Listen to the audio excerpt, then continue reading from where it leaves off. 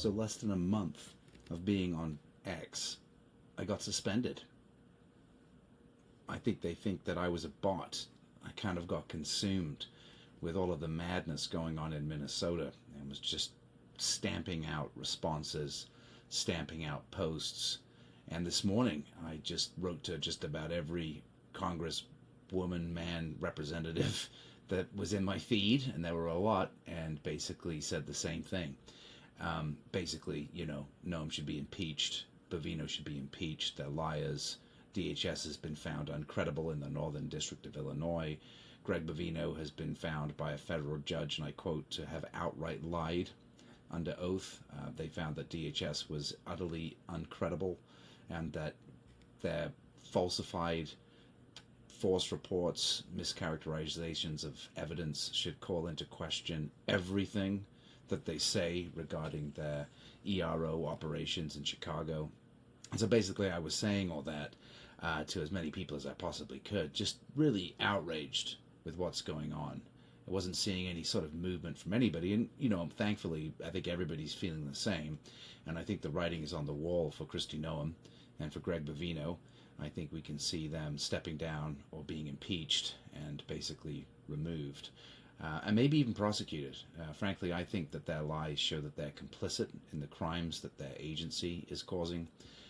Arguably, it's an agency-wide culture of authoritarianism and basically excessive force.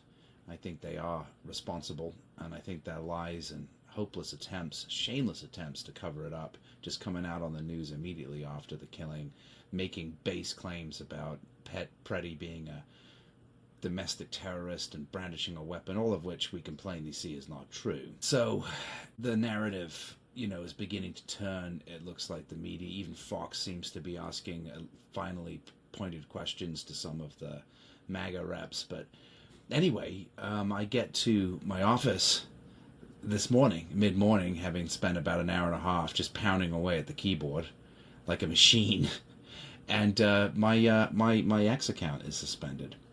I'm not able to respond. I'm not able to like people's posts.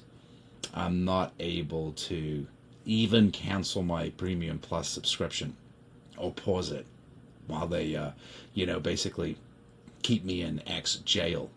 So I'm not sure what's going to happen there. Obviously, I don't want to be paying for services I'm not using. I don't think it's fair that I was suspended. I don't think I violated their policies.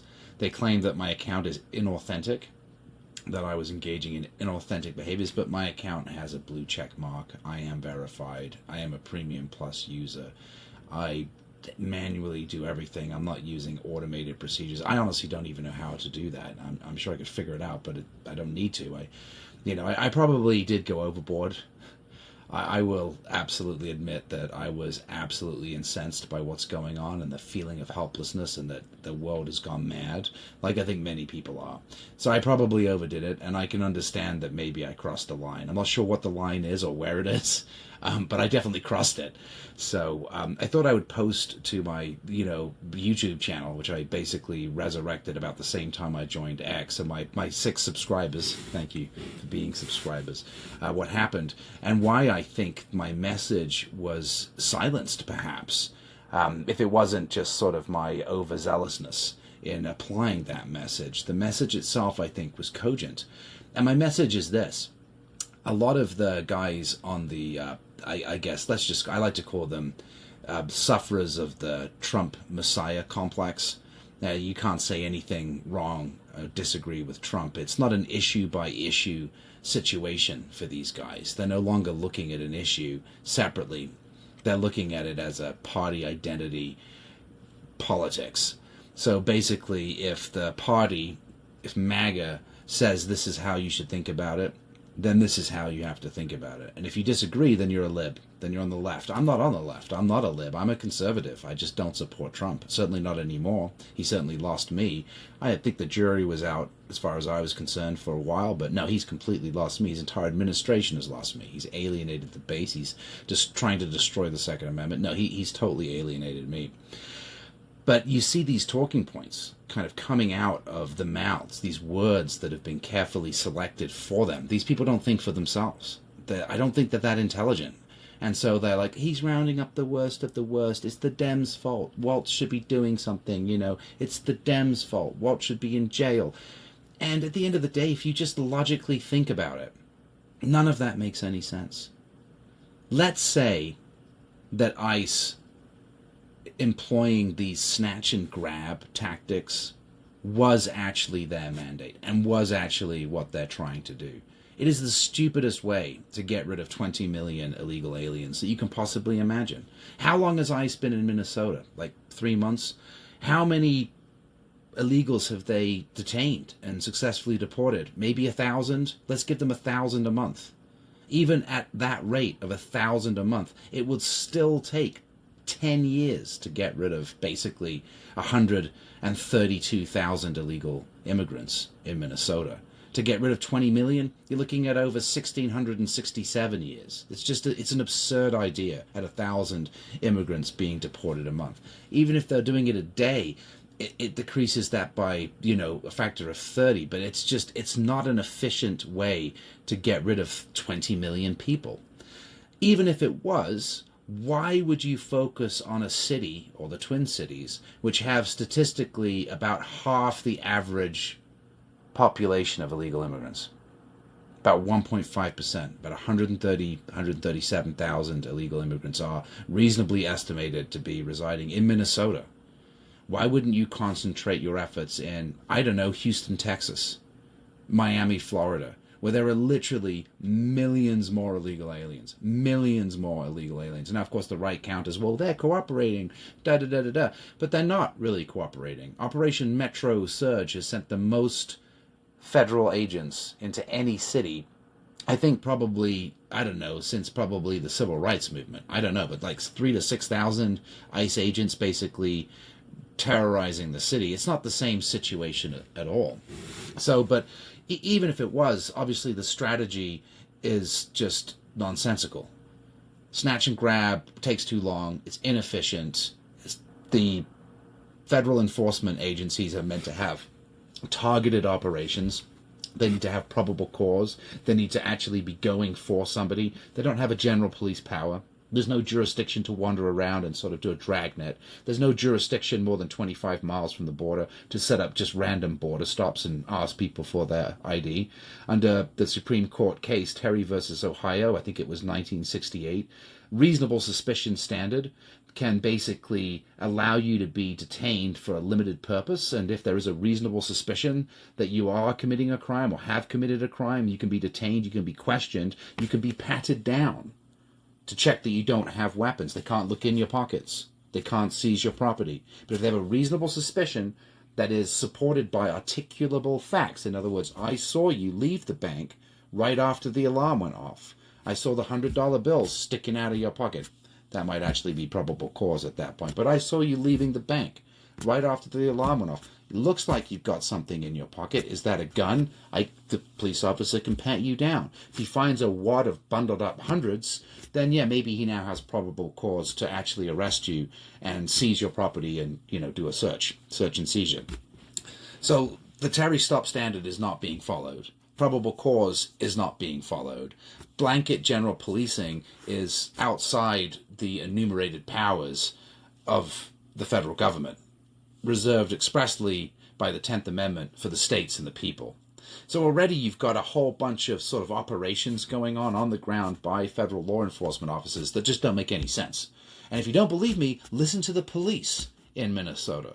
Listen to the Minneapolis Police Department. Listen to the St. Paul Police Department. What are they saying? Are they saying that ICE is doing a good job? Are they saying that ICE is policing professionally? And does it look like they have sufficient training to be doing what they're doing? No. They don't agree at all. If you support the blue line, like I do, if you support the blue line, then you should listen to the police officers who are career law enforcement officials, not this new group of Proud Boys that have been hired by ICE in 47 days, given a badge like candy, and then sent out to arrest whoever the hell they apparently want and kill people.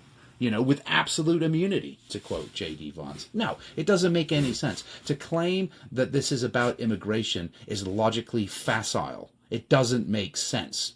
There are so many better ways to get rid of illegal aliens. Now, of course, I believe you should have targeted enforcement. I think you do need to detain and deport violent criminals who entered this country illegally. Of course. Who doesn't? But there are ways to do it that are better and actually create the probable cause by which targeted enforcement can be effectuated. Here's just one example.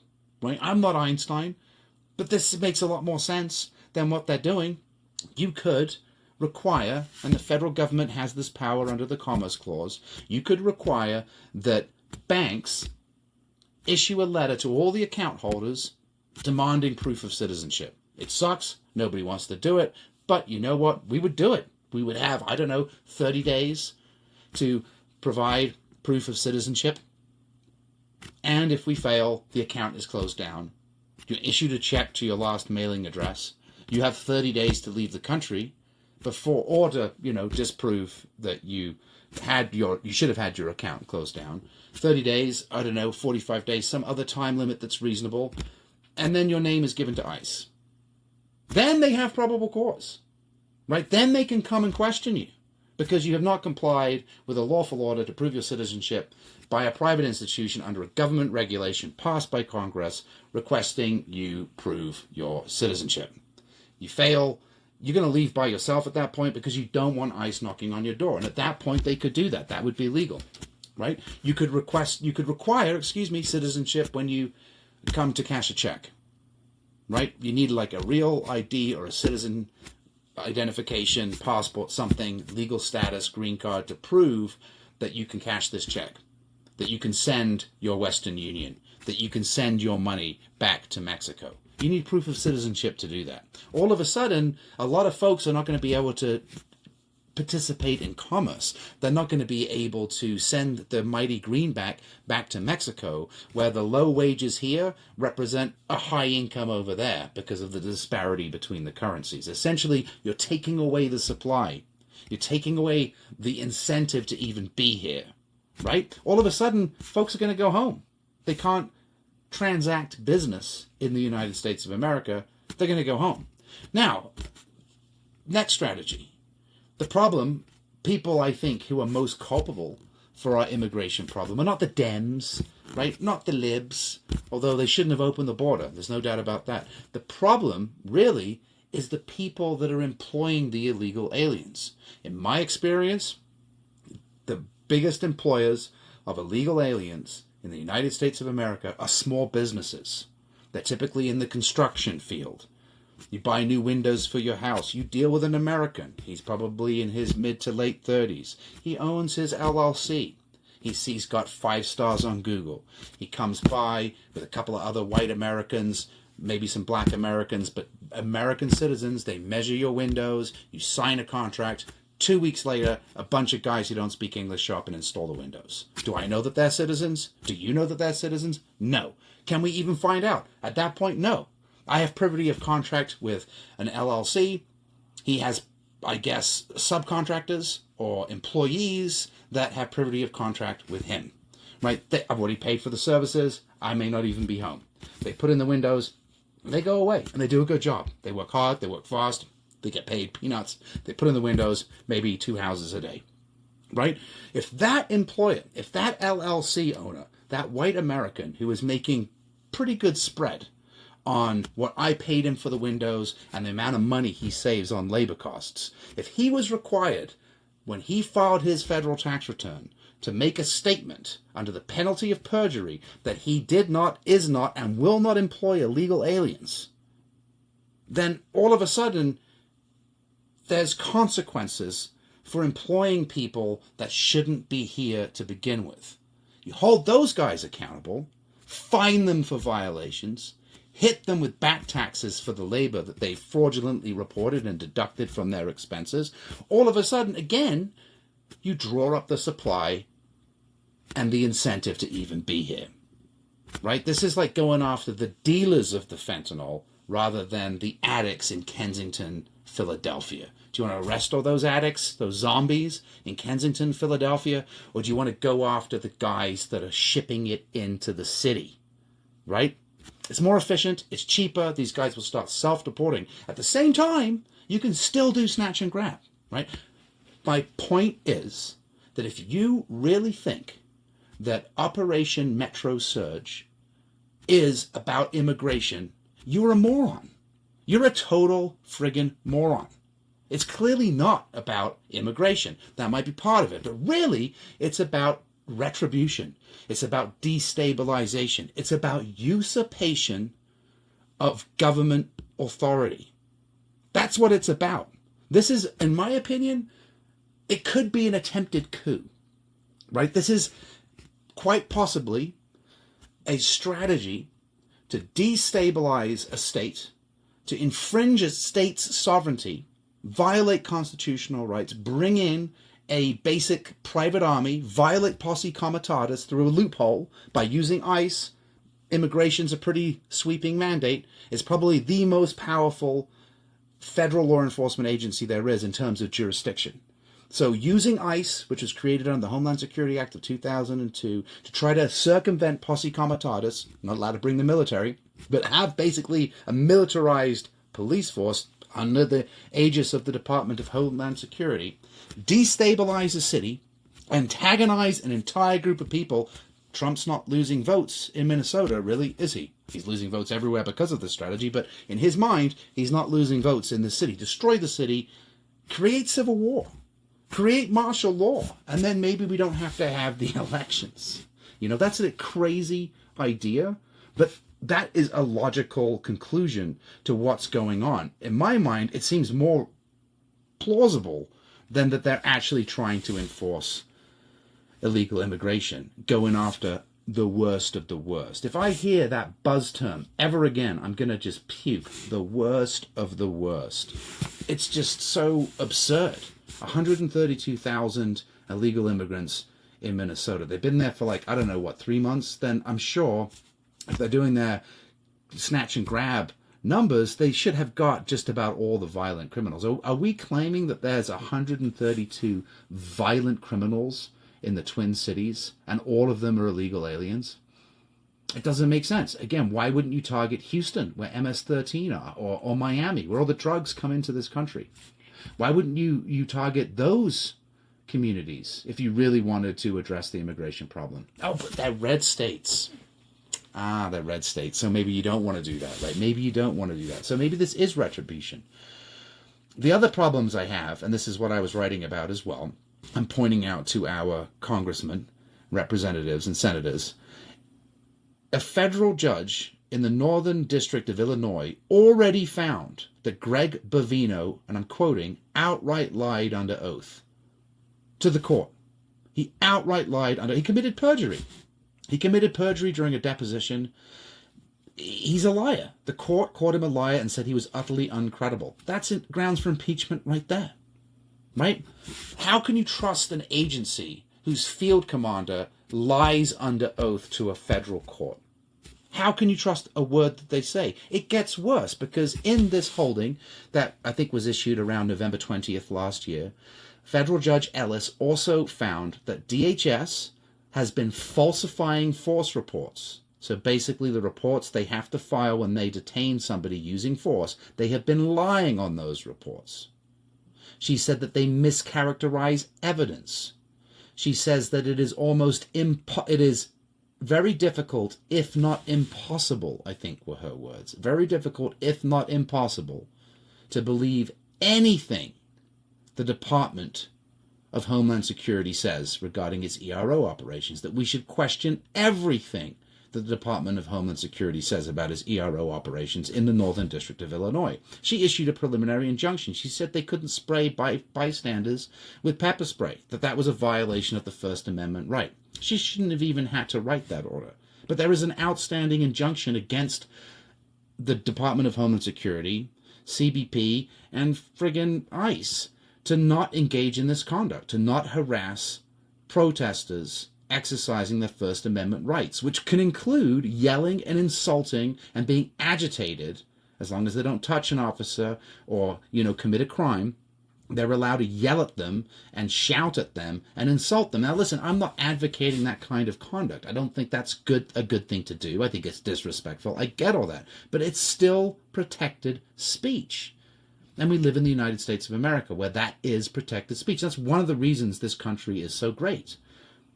Because of these constitutional restrictions on an authoritarian power. That's why we flourished. To get rid of this stuff, as we're apparently trying to do, and like half this country, or maybe a loud 20% of this country, is advocating we should do, is just irresponsible and un-American in every way, shape, or form. So you have a federal judge who's already determined these things at law from evidence that was submitted by the Department of Homeland Security. Supposed to be their best evidence. They submitted evidence which they claimed showed, for example, that they were being rammed by citizens in Chicago in their cars. The judge looked at the evidence after both sides had a chance to argue and found that, in fact, the opposite appeared to be true, which I think has been corroborated by witness testimony all over the place, including the police,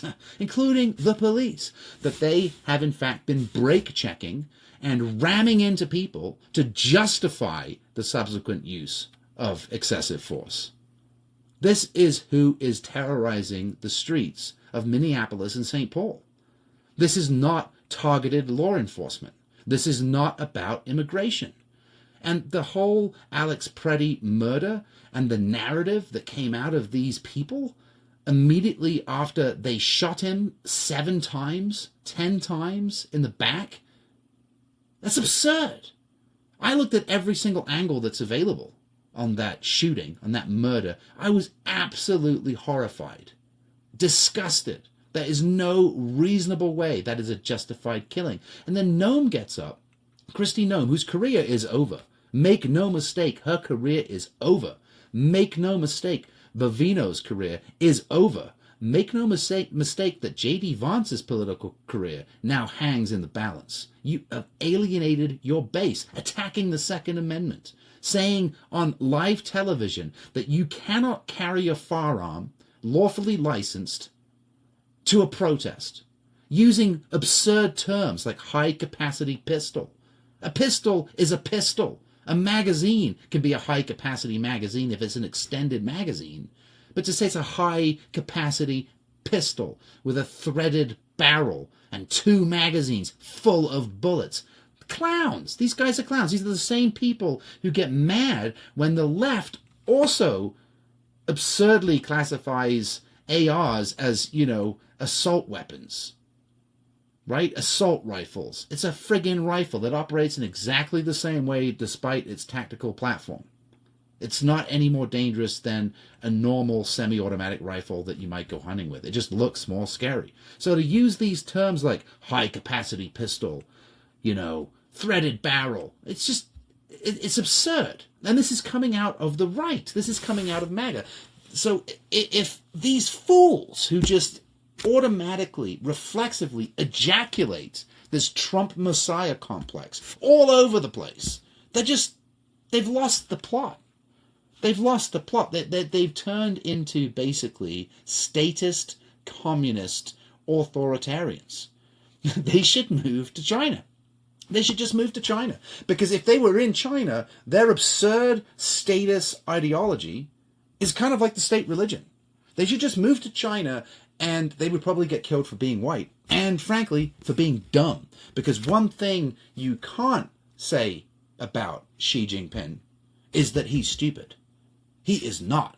And so go ahead and join him. Take your authoritarian plans, your absurd ideas, and your un-American ideology, and go live in China, because that's where you belong. That's what you sound like when you say these absurd things. Kristi Noem is basically the only thing I think that explains her behavior is that she is eating Xanax. She's eating Xanax like candy. And she's so whacked out of her mind, she doesn't live in reality anymore. She's just deluded. She's like the queen of sleep. She will just get up there and say buzzwords. She will say anything. She basically goes through the elements of the law and just says that's what they're doing. These are targeted enforcement operations. Bovino says exactly the same thing. He showed up at the protest with a firearm, with a weapon. He assaulted the police officers. Going through any element that gives an excuse, even though it's clearly contradicted by the evidence. It's absurd. It's absurd. And if MAGA doesn't realize how absurd it is, their days are numbered. If you are an elected representative like Lindsey Graham or Rob DeSantis, and you think that you can keep plying these tired tropes about how the Dems are responsible, Waltz is responsible, it's the left's fault that ICE are murdering U.S. citizens in the street, you're done. It just doesn't work anymore. Nobody cares. Nobody believes you. It's just illogically pathetic to claim that somehow Waltz's rhetoric is more incendiary than J.D. Vance giving absolute immunity to his federal private army. Or it's more incendiary than watching Greg Bovino saying that you touch a law enforcement officer and you'll be prosecuted to the height of the law, and just obey, stay inside, don't protest, don't exercise your First Amendment rights. I mean, come on. It's just absolutely ridiculous. And frankly, I am still aghast at the White House.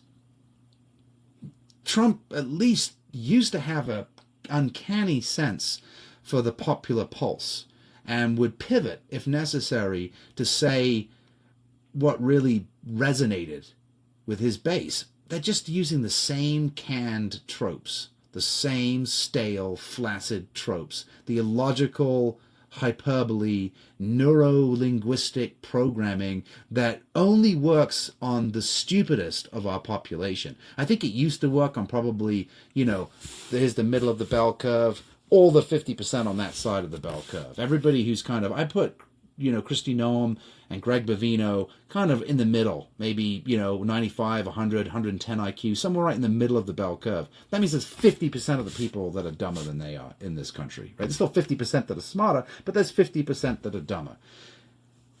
I think that line is being pushed as far down as possible to the lowest percentile. I mean, it's got to be at this point 10 to 15% of the American people who just buy this bullshit. And they buy this bullshit because they're morons.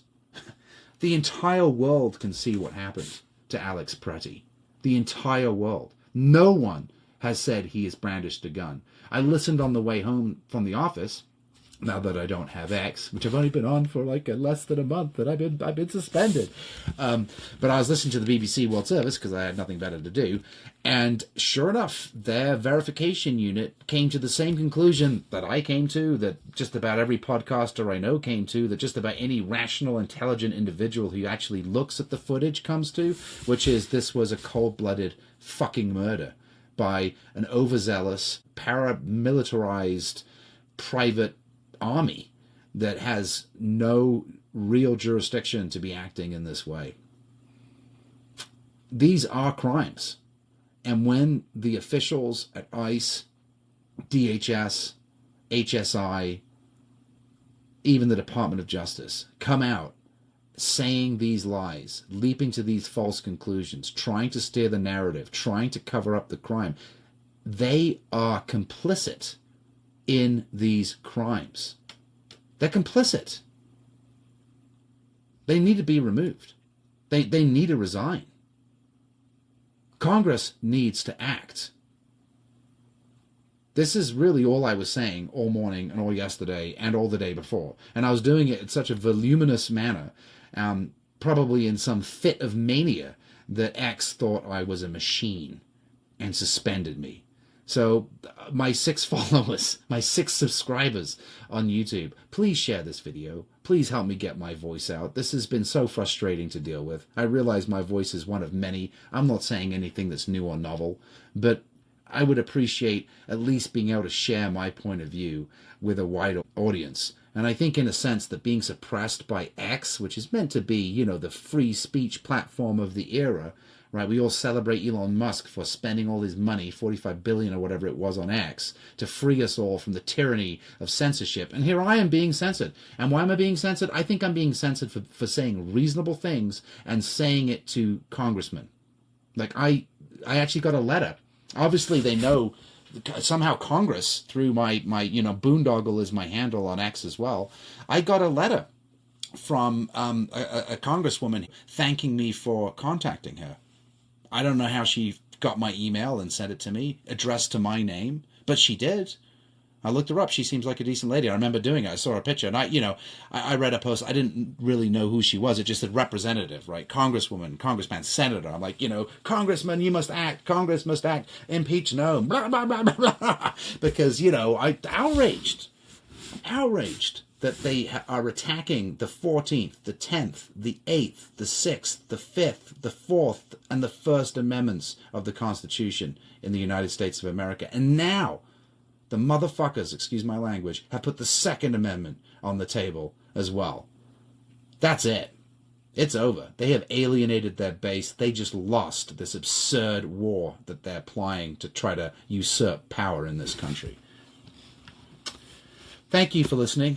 I feel a lot better. It's like having a great big crap. But God bless you.